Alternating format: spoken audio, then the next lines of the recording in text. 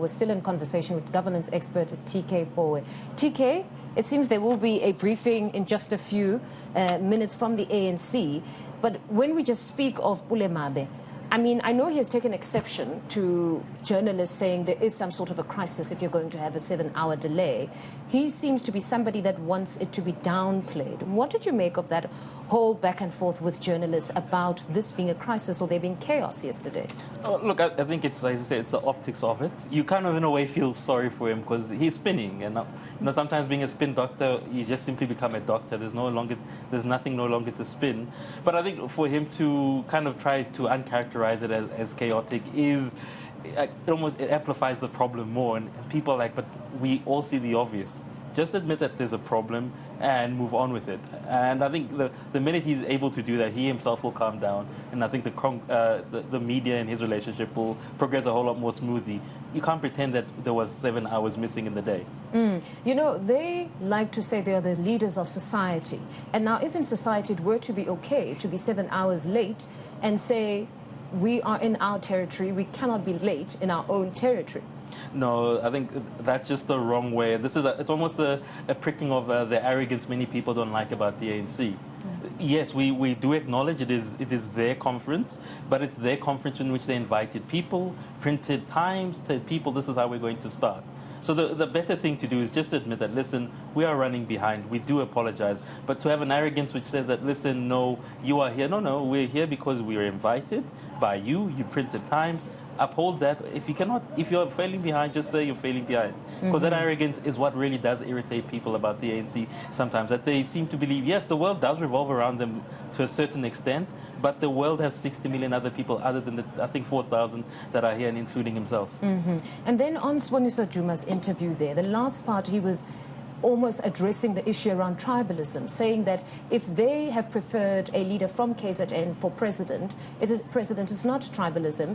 It can be any leader that can emerge at any point. What did you make of just that clarity that he gave on that issue, that any leader can emerge, even a Zamani Soul from the Northern Cape, that he may bring the smallest delegates here, but he's certainly a respected voice in the ANC? No, I think it is an important issue. Look, we might have many, many different problems in South Africa, but one of the problems which the original ANC, he was speaking about people such as Mr. Dube, he said, listen, tribalism is a demon. Yeah. And the ANC in its original construction was created to say, listen, we have many issues. Let's not make this a major issue. We only have to look on the rest of the content, how this issue is being played out. So I think it is an important thing, and it's something which I hope we never have to see. In fact, we have to see that we should never ask for it to come to South Africa. So I think it's important that he stressed it. But again, it goes back to the same thing we discussed earlier. In the absence of having a clear discussion about what qualifies one to be a leader, what are the criteria, people will go for the lowest base, and hence issues such as tribalism will come up. So in a way, I fully agree with him that it's something which he should have addressed, and something which we should all really hope we never see in South Africa. But it shows you that when you're declining and you fail to bring up new ideas, people who even outside your organizations who've got nefarious reasons will bring up something like this to really bring home the issue that, look, you're not doing your job. But this low base you speak of, is it not deliberate? Because they have a clear guide on how to elect leaders. They have an all-important document that they speak of so often, the Through the Eye of the Needle. It tells them exactly the quality or kind of leader that should emerge in a conference such as this one. But very little reference throughout this whole period has been made to this important document. That document's actually very interesting. It's one, yes, obviously former President Thabo Mbeki wrote, but it never really became part and parcel of ANC policy. When you are registering as a member of the ANC, it might or might not be given to you, but it's not something which they hold you to account. And when you speak about criteria, let me maybe be a bit more graphic in what I'm saying. When you go here speaking about the Chinese Communist Party, they give you, it's almost like a probation for close to 3 to 4 years for you to prove that you are really of the quality. Now that's when you really are taking people through the processes. And in the interim, you teach people that this is what the organization stands for, this is how we react to positions X and Y, and importantly, this is what our policies are. So it's in a way asking you to say, are you really sure you want to join us? Now, if I'm not mistaken, the ANC's membership, it's 100 Rand or so, or 50 Rand? It's 10 Rand. So I've heard the song, Sihle Zikalala used to sing it to say, you just qualisi formu batalu 10 Rand. So it was literally 10 Rand. Yes, and this issue of saying we want to have 1 million members, well, it kind of shows you that's the problem. If you're not willing to sift up the wheat from the chaff, then you're going to have a problem that you're having here. Because I'll put my neck on the line to say, I always say this. You've noticed I've never said they are leaders. I always say they, leadership position. It's because leadership is something, it's almost scientific in a way. It's not something you qualify by virtue of just having a position. Yeah. That just says you're an office holder. Leadership is seen, it is felt. And I think it was the late O.R. Tambo used to say, you know it when you see it.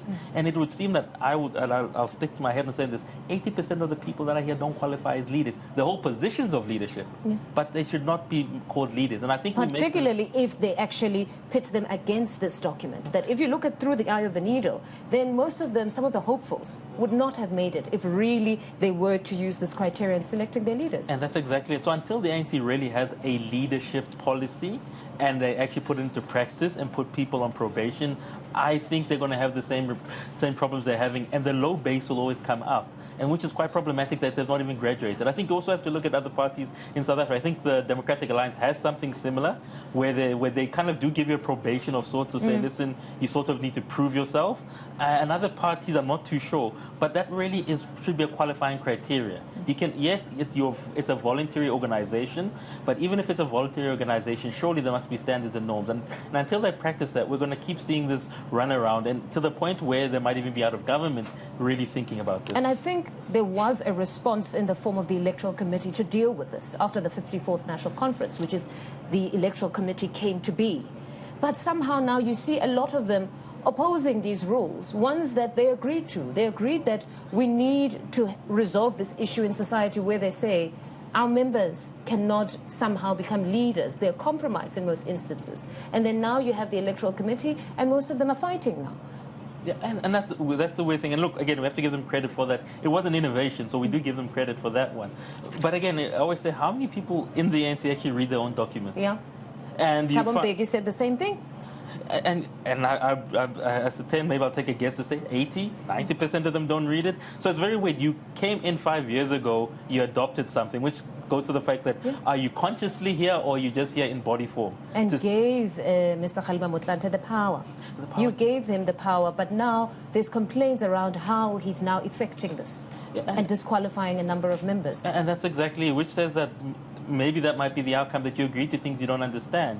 And this inertia in mind to say, I'm physically here, but I'm here for other reasons. Or they never thought it would affect them, because even the step aside, it's their own creation, their own policy and resolution. They resolved to do this. But one then thinks, perhaps they never thought there'd come a time where the step aside is implemented on them. I'll go a step further to say, I think they thought, my word, this would be great PR to say that we're really moving. But in reality, the base is very low, meaning we're not really going to implement that. So again, it really goes back to what does it say? That you attract what you are. And I think they just never thought really hard to say, what are we? And what they've attracted is basically a low base of, I don't want to say individuals, because I think no human being is low, but in terms of, for purposes of leadership, they've attracted the wrong individuals, and they're going to suffer the effects of it. I want to take you now to Mme Rabahopa's conversation with us. We talked about gender, and it seems as though the ANC does want this 50-50, but when people are pointed and say the 50-50 should also be reflected on the top six, I was saying to her that many politicians here would say, no, but you must remember the top six is not a structure, it's part of the 86, they're all part of the NEC, so it can be reflected elsewhere in these members. Is that really the way to go, or they really need to give meaning to this 50-50 they speak of by even ensuring that at that top six, don't add members maybe, deal with the top six and have 3 women, 3 men. Oh, how controversial do you want me to be on this issue? Because I've got my own views on it. But look, I think the ANC is one of the few organizations in the world that really does say, listen, let's really make space for women. But then I think that's almost the problematic issue. I don't think you make space for women. I think women make space for themselves. So it's almost, you're not doing them a favor.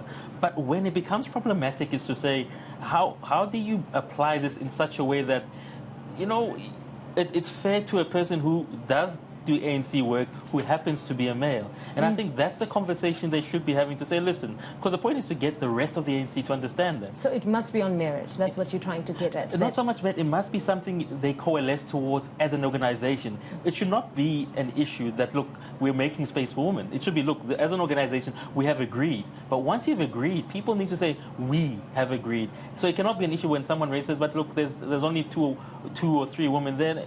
Then it says to me, are you really having having a deep conversation, or are you putting it simply as a top-down thing and you say you will follow it in this way? Because if you're doing it in that way, there's going to be a natural pushback where people say, no, but I've been doing the work, why not? But if it's something you've all coalesced to explain that, listen, when you say you want women in these structures, you're not doing them a favor. What you're simply saying is, as males and females, we interpret things very differently. So when we come to a policy conversation, it doesn't really make sense to have one gender there. We're saying make the table such that when you as a male or a female are saying, listen, this is my community, these are the rural issues. As a woman, this is how I interpret the policy not to be going. But I don't think they do that. They put it almost as a top-down thing, and then they get surprised when their structures push back. So for me, they need to have a deeper conversation of why you are doing it in that way. And I think once you have that conversation, people say, look, it then does naturally make sense that when we have structures, whether NEC, top 6, we need to be more open about getting men and women on a more balanced footing. So you're saying for those that say you don't need to nurse the program of transformation, you need to push it. If people are not on board, you push them. They do it nevertheless. I'm basically saying I think you need a better conversation around it to get them to that conversation. And if there's a pushback, understand the pushback. Because look, I'll venture to say when you have a conversation about it, people naturally come to the realization that you cannot be the only people at the table. Men and women equally have to be there. But I don't think if you push it down as a top-down thing, it never really works. People don't like things being shoved down. And that's what we're seeing now, because the two women being there is truly a reflection of the position of branches. They just preferred men. And I'd say it's also a question of how did they structure these branches, right?